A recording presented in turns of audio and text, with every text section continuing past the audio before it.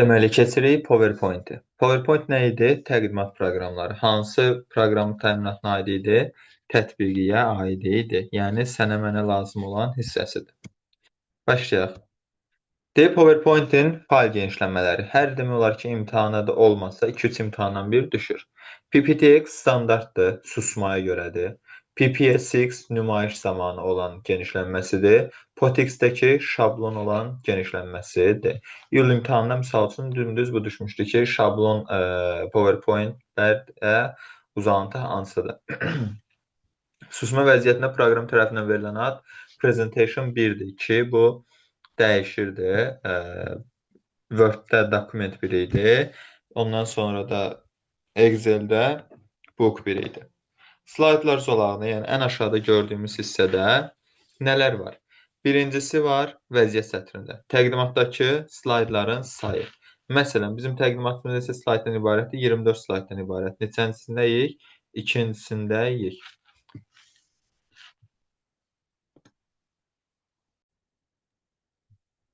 Ondan sonra ikincisi slaydlara verilmiş temanın adı var. Üçüncüsü yazı qaydalarının yoxlanışı var. Dördüncüsü təqdimatın yazıldığı dil var. Və beşincisi görünüş rejimləri var. Burada gördüyümüz kimi. Normalda, bax normalda 5 dənə görünüş rejimimiz var.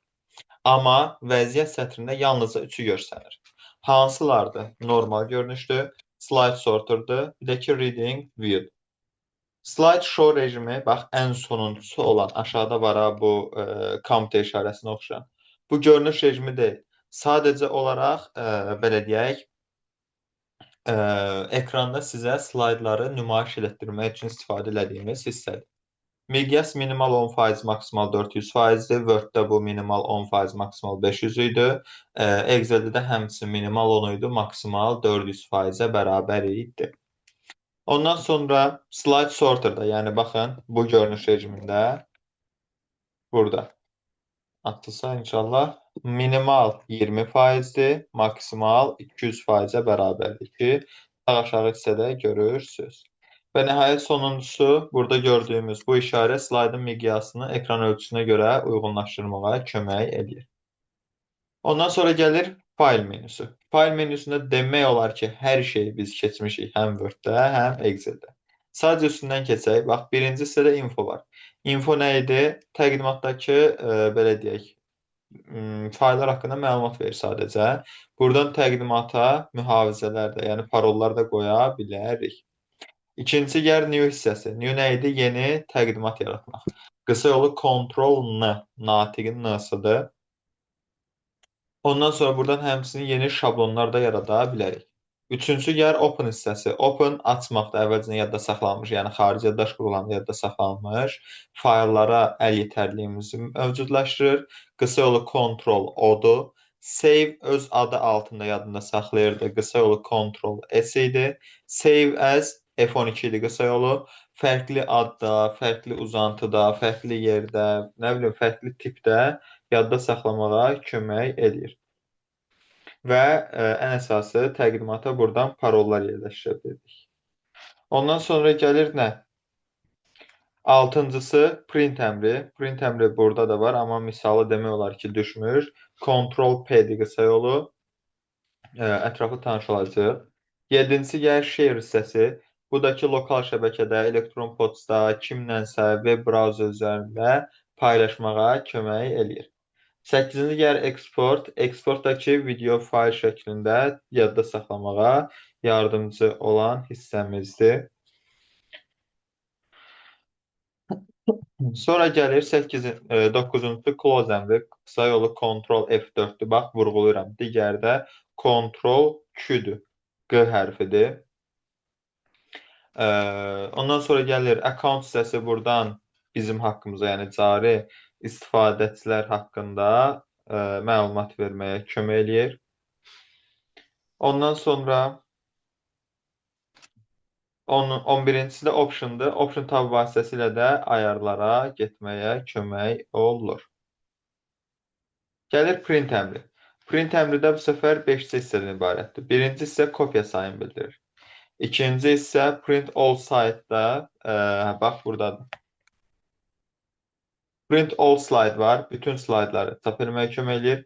Selection seçdiklərimizi, current slide cari slaydda olanı və nəhayət sonuncu custom range-dəki özü istədiyi aralıqlarla. Məsələn, 1-dən 7-yə qədər, nə bilim 10-dan 14-ə qədər və s. aralıqdakı səhifələri çap edir. Full page slide-dakı burada bir slaydda, yəni bir A4-də neçə dənə slayd çıxardacaqsansa, ona yardımcı olur. Bildiyimiz kimi Word-də maksimal 16 slayd çıxara bilirdik, amma burada dəyişir vəziyyət olur, maksimal 9 slayd çıxartmağa kömək olur. Ondan sonra gəlir dördüncü hissəsi collate, uncollate nizamlanmış, nizamlanmamış idi.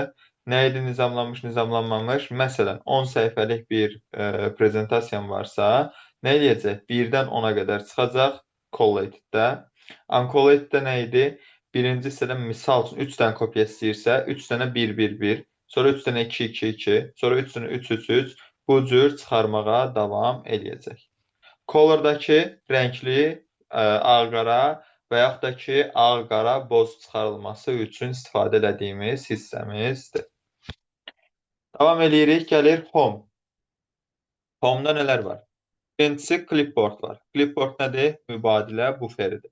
Clipboard-da nələr var? Paste var, yapışdırmaq üçün istifadə edirik. Cut var, kəsmək üçün istifadə edirik. Qısa yolu Ctrl-X-dir. Copy var, kopyalayır. Format Painter var, yalnızca formatını kopyalamaq üçün idi. Yalnızca formatın dediyimiz nə idi? Məsələn, buradan gələk yoxlayaq. Bunu sildik. Bunu silənmədik.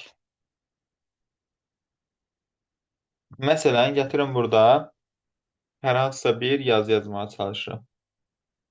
Biz onu niyə sildik? Məsələn, gəldik, yazdıq ki, salam, necəsən? Buradan düşdük, eynisini yazdıq, salam, necəsən? Gəlirəm, bunun üzərindən xətt çəkirəm, bunu bold edirəm, italik edirəm, underline edirəm. Sonra bunun formatını kopyalayıram, gətirib, ay Allah, formatını kopyalayıram, gətirib digər mətnin üzərinə yapışdırıram. Gördüyünüz kimi hər ikisini eyni tipdə eləmiş oldu. Baxın. Yalnızca nə eləyir? Formatını kopyalayır. Ondan sonra gəl, clipboardun daxilində 24 dənə obyekt saxlamaq olur. 25-ci gələn zaman birinci avtomatik olaraq silinib gedirdi. Gəlir slide length qrupu. Slide length qrupunun daxilində new slide var. Yeni slide əlavə etməkdir. Qısa yolu Ctrl-M. Mamiyədə M-sı da elə. Layout səhifə düzənidir. Yəni səhifənin daxilində nəyi harda yığmaq istəyirsənsə göstərir. Research sıfırlayır. Sectiondakı bölmələrə ayırmağa kömək eləyir. Header, footerlarda da bölə bilərsiniz. Ondan sonra gəlir font hissəsi. Bunların hamısını həm Excel-də keçmişik, həm Word-də keçmişik. Times New Roman vasitəsilə yazı şriftini dəyişə bilirsən. Şriftin ölçüsünü dəyişə bilirsən. Minimal 8-dir, maksimal 96-dır. Amma digərlərində minimal 8, maksimal 72 idi. Digərləri dediklərimiz hansılar idi? Word-lə, Excel-də. Bu işarə gördüyünüz şriftin ölçüsünü artırır. Bu işarə gördüyünüz şriftin ölçüsünü azaldır. Bu nə eləyirdi? Formatını silməyə kömək eləyir sadəcə. Bax, məsələn, gəldim buradan, bunu bastım, sadəcə formatını sil. Yəni, sözlə bağlı nəyisə silib eləmir, gördüyünüz kimi. Ondan sonra gəlir bold qalın yazı, italik yazı, kursivlə yazı, underline altından xətt çəkmək, S müəyyən kölgələr vermək. Məsələn, gəldik bura, buradan girdik. Hər hansısa bir kölgələri vermiş olduq, gördüyünüz kimi. Baxın, birini buna verək, əvvəlkindən seçilmiş olur. Məsələn, bunun kölgəsini verib sonra yığışdırsaq, görürsünüz ki, iki söz bir-birindən seçilir.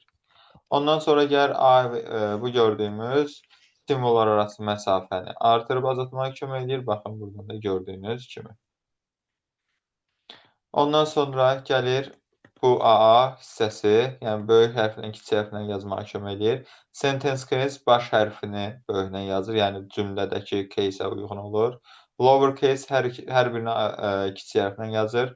Upper case hər birini böyük hərflə yazır. Capitalize each, yəni hər başlıq hərfini böyüklə yazır sözün. Toggle'dakı ilk hərflərini kiçik yazır, qalan hərflərini böyüklə yazmağa kömək eləyir gördüyünüz kimi. Ondan sonra bu gəlir highlighter effekti verir, arxa fonunu rəngləyir. Bu da yazının rəngini, şriftin rəngini dəyişdirməyə kömək edir. Paraqrafın daxilində nələr var? Bulletlər var. Bulletlər qarşısında bax işarələr qoyur. Bu işarələri təbii ki də sən buradan seçib dəyişdirə bilərsən. Məsələn, ən qəşəyi budur məncə.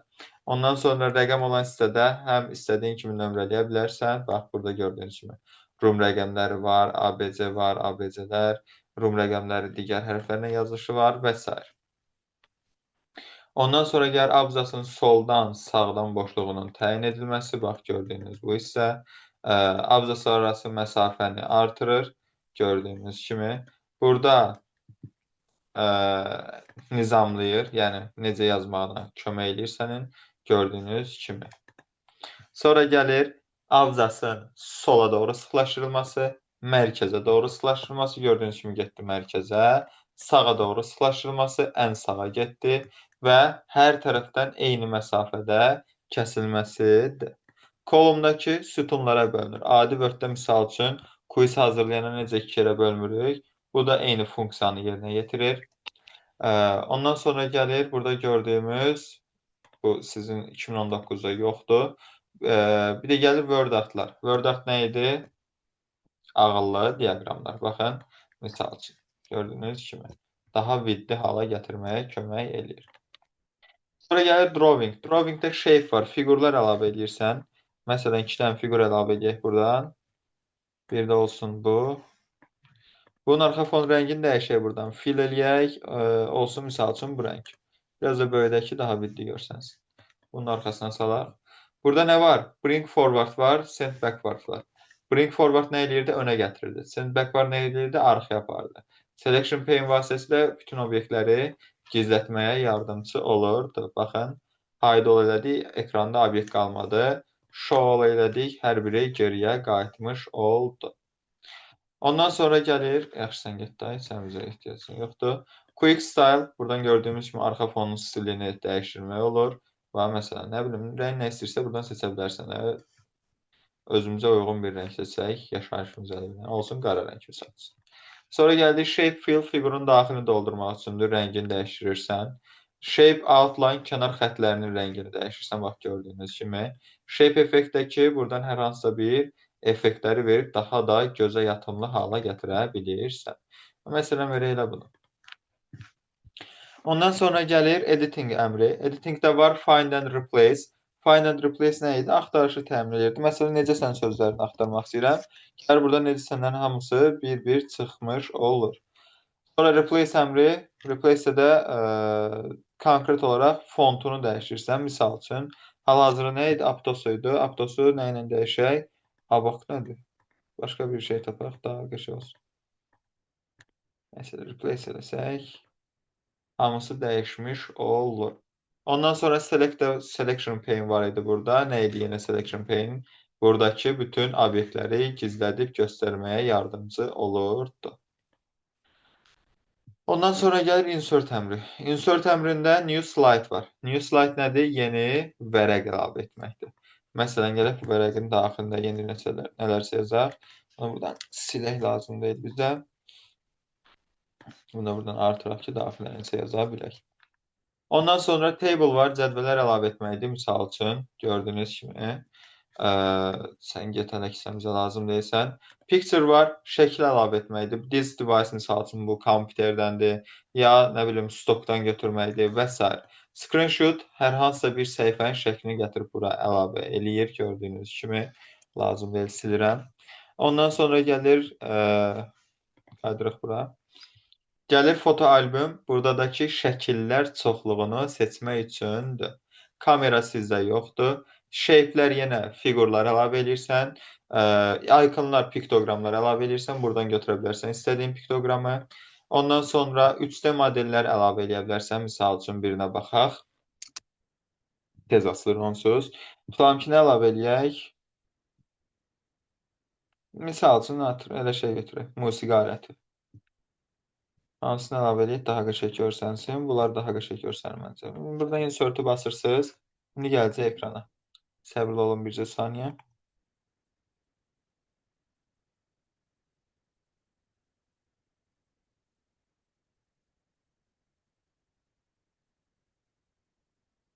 Baxın, gördüyünüz kimi gəldi ekrana. Mən buradan bir dənə Excel silim. Baxın, gəldi. İnşallah ki, sən tuta bilsən. Böyüdək, daha qəşəng görsənsin. İstədiyimiz hissəsinə baxa bilirik və bu arada çox qəşəng bir musiqi aləti imiş, hər nə imişsə bu. Məsələn, tutalım ki, aşağısında nəsə xarab olub da aşağısına baxa bilərik. Ya qabaqdan, ya yuxarıdan və s. Adi bildiyimiz 3D modeldir. Yəni 3D model nə deyirsinizsə, nə başa düşürsünüzsə odur. Ondan sonra gəlir insertdə nələr var? Smart Art ağıllı diaqramlar, chart adi bildiyimiz diaqramlardır. Power BL sizdə yoxdur. Zoom bildiyimiz yəni zoomlamaq üçündür. Slayd yaxınlaşırsan və sair uzaqlaşırsan, eləyirsən, nə istəyirsən. Linklər hiperistinadlar əlavə etmək üçündür. Buradan giririk linkə, Ctrl-K olmalıdır qısa yolu. Buradan adresi kopyalayıb yapışdırırıq. Action'dakı əlavə elədiyimiz həmin bu hyperlinkə bir misal üçün animasiya effekti qoyuruq. Həmin animasiyaya tıklayan zaman linkə daxil olur. Comment, buradan sadəcə qıraqdan komment əlavə eləmək üçündür. Textbox, mətn qutusu əlavə edirsən burada, daxilinə nəsə yazırsan, bu aşağıdakının xalası oğludur. Ondan sonra çıxmasa yaxşı olar. Header, footer, sərlövhələr əlavə edirsən, yuxarı aşağı sərlövhə, kolon titullar. Word art, gördüyünüz kimi qəribə tipdə yazılar əlavə etmək üçündür. Misal üçün, bununla yazırsan ki, ikinci yazamadıq, ikinci səhifə. Gətirib əlavə edirsən ki, biləsən bu neçənci səhifəyə bərabərdir. Bunu buradan belə fırlayaq, qoy qalsın burada. Sən də gəl bura. Ondan sonra nələrimiz var bizim? Təzə insertə qayıdırıq. Date and time, yəni görüş vaxtıdır. Vaxt əlavə edirsən buradan. Misal üçün, buradan ayın neçəsidir? 11-ci ayın 29-u 2025 əlavə edirsən. Slide number, slaydların nömrələnməsidir. Buradan istədiyimiz slide number'ı da əlavə eləyə bilərik. Footer'da olsun, nə bilim, slide hissəsində olsun, vaxt namı olsun və s. Ondan sonra gəlir obyekt, obyekt texnologiyasıdır. Bir tətbiqi proqramın digərinə tanıtdırılması üçündür. Yəni, misal üçün, atıram, gətirib Word-ü, Excel-i bizim PowerPoint-imizdə açmağa yardımçı olur. Ondan sonra gəlir equation hissəsi. Equation nədir? Hesablamalardır, riyazi ifadələrdir, düsturlardır. Simvoldakı adi bildiyimiz kompüterdə olan, olmayan bütün simvolları aid edirik bura. Sonra gəlir video, adi bildiyimiz videolar əlavə edirik, this device-dan, yəni bu kompüterdən falan.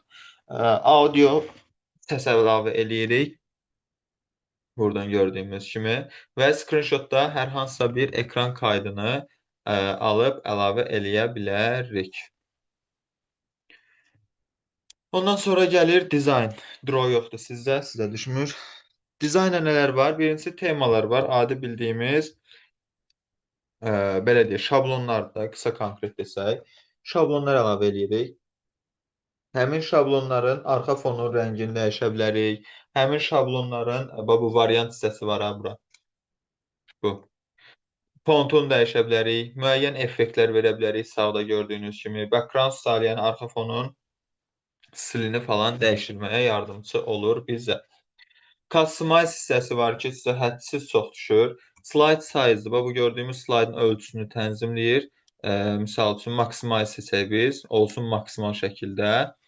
Və yaxud da ki, buradan slide size-ı dəyişək, tam ekran boyu düşsün. Sən də gəl bura, hara gedirsən. Ondan sonra format background-dakı var. Arxa fonu, misal üçün, solid rənglərlə düzəltdirsən. Buradan transparency vasitəsilə şəffaflığını artırırsan. Tutalım ki, buradan rəngini dəyişdirdim. Şəffaflığını getdikcə azalda bilirsən, sıfıra sala bilirsən. Gradient fill var. Ən xoşuma gələndir mənim. Bu, rənglər arası keçiddir. Tutalım ki, nə bilim, maviyə keçirsən. Sarı yoxdur burada. Tutalım ki, sarı bu olsun. Buradan da keçsin, nə bilim, maviyə. Yaxşı, belə bir şey olsun. Nə bilim, buradan istədiyiniz hər şeyi verə bilirsiniz. Gradient rənglər hədsiz qəşəngdir. Sonra burada nələr var? Picture or text arxa fonda istədiyin şəkilləri falan buradan seçə bilirsən. Yenə transparency şəffaflığını idarə edirsən. Pattern fill-dəki naxışlar vasitəsilə arxa fonu istədiyin hala gətirə bilirsən. Ümid edirəm ki, gözünüz ağrımadı. Ondan sonra nə var, nə var, nə var? Keçirik transition-a. Transition nədir? Bax, bu səhifələr arası keçidi təmin eləyir. Preview var, ön baxışdır. Burada misal üçün hər hansısa bir səhifəyə keçidi qoyursansa, tutalım ki, bu olsun. Bax, preview nə edirsən? Ön baxış edirsən. Preview nə edirsən? Promoya keçmək üçündür. Preview sadəcə ön baxış edirsən. Məsələn, buna qoyaq cut. Ya da cut qoymayaq, daha belə fərqli bir şey qoyaq ki, gözümüz rahat olsun. Origami qoyaq elə.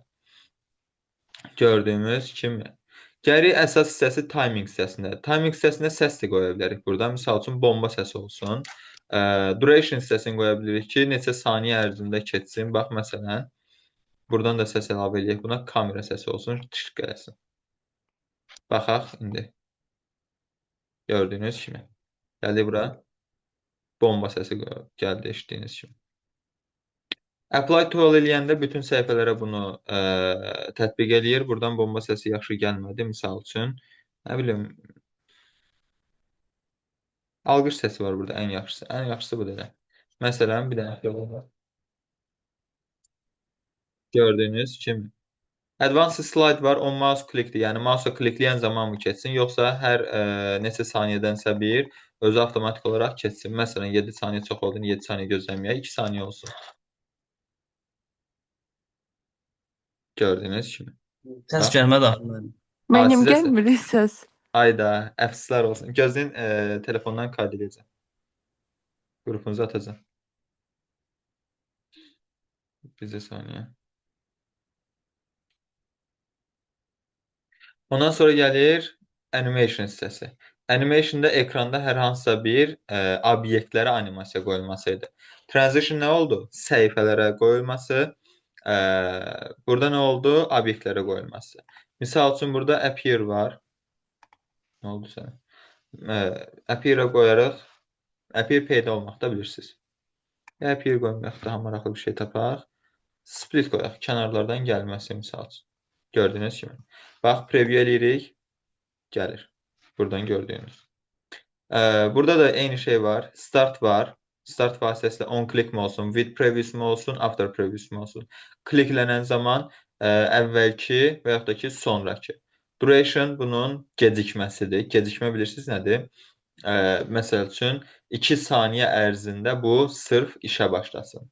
Delay amma eşitməmiş olmazsınız da, misal üçün, canlı yayımları delaylarla verirlər də, 5 saniyə gecikmə ilə. Məsələn, sən onların elədiyi şeyi 5 saniyə sonra görürsən, misal üçün deyirəm, və yaxud da ki, 5 dəqiqə sonra görürsən. Onlar eləyir, davam eləyirlər. Onların elədiyi sizə 5 dəqiqə sonra gəlib çatır. Adi bildiyimiz canlı yayımlarda da elə olmuş olur. Televizordakı canlı yayımlarda təbii ki, elə verirlər. Çünki nə olar, nə olmaz, qorxurlar.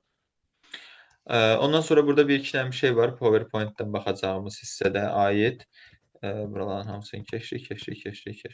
Transition-da keçid effektlərinin kateqoriyaları var. Hansılardır? Subtle-dır, exciting-dir, dynamic content-dir. Preview-da amma, daha doğrusu animation amma 4 dənədir. Entrance, emphasis, motion pass, exit. Bunlar nələrdir? Keçid effektlərinin kateqoriyalarıdır. Və orada gördüyümüz bu hissəsi var. Advanced Animation. Advanced Animation daxilində nələr var? Add Animation-dır. Animasiyaları daxil etmək üçündür. Animation Pane var. Animasiya panelini aktivləşdirir ki, sən daha rahat tapa biləsən. Baxın, bu sağda gördüyümüz hissədir. Misal üçün, hansına birincisinə vermişik bu effekti. Play eləyirik, misal üçün. Yenidən oynatmağa kömək eləyir bizə. Triggerlar var. Xüsusi başlanma rejimi var. Burada on click var. 3D modellər var. Rectangle on var, misal üçün. Oxudaq görək. Da konkret desək, xüsusi başlanma rejimləridir. Animation Painter-dəki bütün animasiyalara eyni şeyi tətbiq etməyə kömək eləyir. Ondan sonra burada bir şeyimiz də var. Reorder Animation. Move Earlier var, Move Later var. Move Earlier nə deməkdir? Əvvələ gətirmək deməkdir. Məsələn, animasiyan var. 1, 2, 3, 4. Sən deyirsən ki, üçüncüyə Move Earlier. Üçüncüyə move earlier deyirsənsə, hara gələcək? İkincidən bir qabağa gələcək. Olacaq 1, 3, 2, 4. Və yaxud da ki, birinciyə deyirsən move later, o zaman necə olacaq? 2, 1, 3, 4. Belə kimi yerlərini dəyişir özündən növbəti ilə və yaxud da ki, özündən əvvəlki ilə. Ondan sonra gəlir slideshow lentabı. Slideshowun daxilində nələr var? Start slideshow var. Hansılar var? From beginning var. Ən başdan başlayır slideshow'a. From current slide var. Hal-hazırda sən neçə desənsə, oradan başlayır slideshow'a. Custom slideshow'dakı müəyyən aralıqdakı slaydları göstərməyə kömək eləyir. Bir də broadcast slideshow var. Bu da nümayişini internet üzərindən göstərmək üçündür. Bir dənə bunu yadda saxlayın. From beginning-in qısa yolu F5-dir. From current slide-ın Shift F5-dir. Ondan sonra gəlir monitors. Monitorsa nələr var? Bir dənə monitor var. Bir də resolution var. Resolution nədir? Ekran ayırt etməsini tənzimlər. Yəni qısa konkret ekranla bağlı hər şeydir. Bir də burada use presenter view var. Bu da ki, belə deyək, tam ekranlı slayd nümayişini göstərməyə yardımcı olur. Gəlirik buradan play narration var. Səslə ifanı yığışdırır. Yəni orada səslər varsa onları yığışdırır. Use timings var. Zamanlayıcıdan istifadə edir. Show media control vardı ki, bu da medianı idarə etmək üçündür. Bax, buradadır. Video və audio obyektlər üçün idarə etmə panelinin göstərişini təmin edir. Rehearse timing nədir? Vaxtla idarə olunmanı təmin edir. Record slideshow-dakı slaydların nitq müşayiətinə, yəni sən nə danışırsansa, onun vasitəsilə qayd etməyə kömək eləyir. Ondan sonra gəlir setup slideshow hissəsi. Setup slideshow-da nələr var? Show type var. Burada misal üçün speaker olandan istifadə edirsən. Yəni qısa konkret göstərişin tipini düzəldirsən. Show option var. Escape basmayana qədər sənin belə deyək, təqdimatın ardı kəsilmədən davam eləyir. Show without narration, səsli ifa olunmadan idarə edirsən. Show without animation, yəni hər hansısa bir animasiyalar qoymuşsansa obyektlərə, onlar olmadan davam eləyirsən. Pen color nədir? Qələmin rəngini tənzimləyir. Laser pointer color-dakı adi bildiyimiz lazerin idarə olunmasıdır. Əsas bu hissədir. Show slaytlar. Bütün slaydlarımı göstər, yoxsa neçənci slayddan hara qədərmi göstərməyə kömək eləyir. Advanced slide hissəsində də manuel var, yəni əllə idarə edirsən, ya da ki, hər hansısa bir zamanlayıcı ilə idarə etmək üçündür. Gəlir rekord lentabı. Rekordda elə bir şey yoxdur. Rekord ekran kaydıdır. Screenshot ekranın şəklidir. Screen recording ekranın görüntüsünü alırsan. Video vasitəsilə video əlavə eləyirsən. Audio vasitəsilə səs faylları, musiqi faylları əlavə eləyirsən. Bir dənə bu önəmlidir ki, save as show var. Buradan cari slayd nümayişində PPSX genişlənməsini yadda saxlayır və escape düyməsini sıxan zaman həm cari slayd bağlanır, həm də ki, PowerPoint proqramının özü bağlanır. Export to videodakı video şəklində xaric etməyə yardımcı olur. Ondan sonra gəlir review. Reviewda da hər şey keçmişi, elə böyük bir şey yoxdur. Proofing var, spelling and grammardır, yazı qaydalarını yoxlayır, qısa yolu F7-dir. Scissors da sinonimləri tapır, qısa yolu Shift F7-dir. Check accessibility vasitəsilə əl yetərliliyi əldə eləyirdik. Yəni, kör insanlar üçün idi. Search axtarışdır. Web səhifələr üzərində axtarır. Translate tərcümə, language dili dəyişdirir. Kommentlərdə nələr var? Yeni komment əlavə etmək, kommenti silmək, əvvəlki kommentə baxmaq, növbəti kommentə baxmaq, bütün kommentlərin hamısını sağ tərəfdə, bax, sağ tərəfdə listlənmiş şəkildə göstərmək. Compare-də elə bir şey yoxdur. Əvvəlki faylından indiki faylın arasında apardığın dəyişiklikləri göstərirsən. Accept vasitəsilə dəyişiklikləri qəbul edirsən. Reject vasitəsilə həmin dəyişiklikləri rədd edirsən. Bir də hide ink var. Hide inki də bilirsə, ekranda hər hansısa bir mürəkkəblə yazı yazırsansa, onu silməyə yardımcı olur. Violent tabı. Müəllim, icazə olar. Bəli. Burada comment dediniz. Videodakılar da yenə dediyimiz kimi bayaq ilk slaydda dedim 5 dənə görünüş rejimimiz var. Sadəcə biz onu aşağıda, bax bu aşağıda vəziyyət sətrində üçün görürdük. Əlavə olaraq ikisi var. Outline-la Notepad. Outline-ı biz Word-dən bilirdik ki, öz adı altında yeni bir lent tabı açırdı, lent qrupu açırdı daha doğrusu. Master Views'da əlavə 3 dənə görünüş rejimimiz var. Slide Master görünüş rejimi, Handout Master, Note Master. Yəni bunların tam master versiyası daha üst leveldir. Ruler xəttkeşlərin görünüb gizlənməsi, grid line tor xətlərinin görünüb gizlənməsi, Guide-dakı burada bizə yardım edən hər hansısa bir belə deyək, bərabər hissələrə bölünmüş hissəsidir. Obyektləri yerləşdirmək üçündür. Yəni belə deyək, obyektləri daha rahat idarə eləyə biləcəyimiz hissədir. Zoom yaxınlaşıb uzaqlaşdırır. Minimum 10%, maksimum 400%. Fit to Window-dakı ekrana tam uyğun şəkildə yerləşdirməyə yardımcı olur. Color Grayscale rəngli mi olsun, ağ-qara boz mu olsun, ağ-qara mı olsun? Window hissəsini tam ətraflı keçmişik. New Window yeni pəncərə əlavə eləyirdi. Arrange All bütün pəncərələri nizamlayırdı. Cascade bax, burada alt üstü yığırdı. Cascade amma pilləvari bir-birinin üstünə yığır. Sadəcə başlıqları görsənir ki, sən biləsən hansı slayd hansıdır. Move Split bölürdü ekranı. Switch Window qısa yolu alt tab idi. Səhifələr arasındakı keçidi təmin edirdi. Makroslardakı bilirik də, tez istifadə olunan mürəkkəb əməliyyatların idarə olunmasıdır.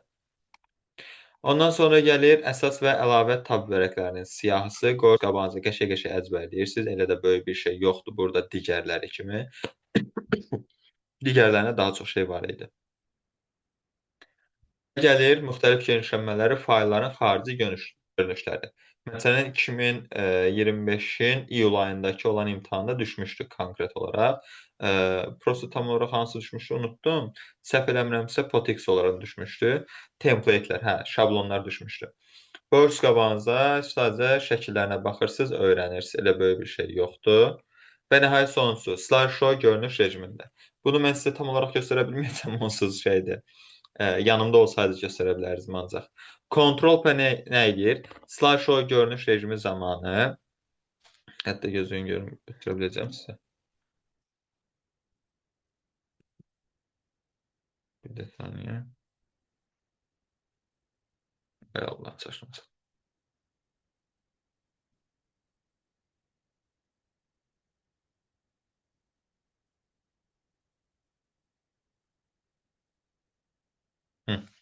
Control P qeyd etmək üçün qələmi aktivləşdirir. Baxın, ekranda gördüyünüz kimi qələm gəldi. Ekranda yazı yaza bildim. Control A kursor ekrana çıxarır. Bilmirəm, sizdə indi görsənmirmi, amma video kayıtda baxanda görəcəksiniz. W bütün ekranı ağardır. Çünki white deməkdir, ağdır. B blackdir, bütün ekranı full qara rəngdə eləyir. Escape nümayişdən imtina eləyir. Spacebardakı slide nümayişini dayandırır. Bax, necə dayandırır? Ən sonuncuya çatanda dayanmış olur da avtomatik olaraq. Ya da ki, hər dəfə bir qabağa davam etdirməyə kömək eləyir. Biz təbii ki, Escape-dən istifadə edib discard eləyirik ki, heç biri yadda qalmasın. Sualımız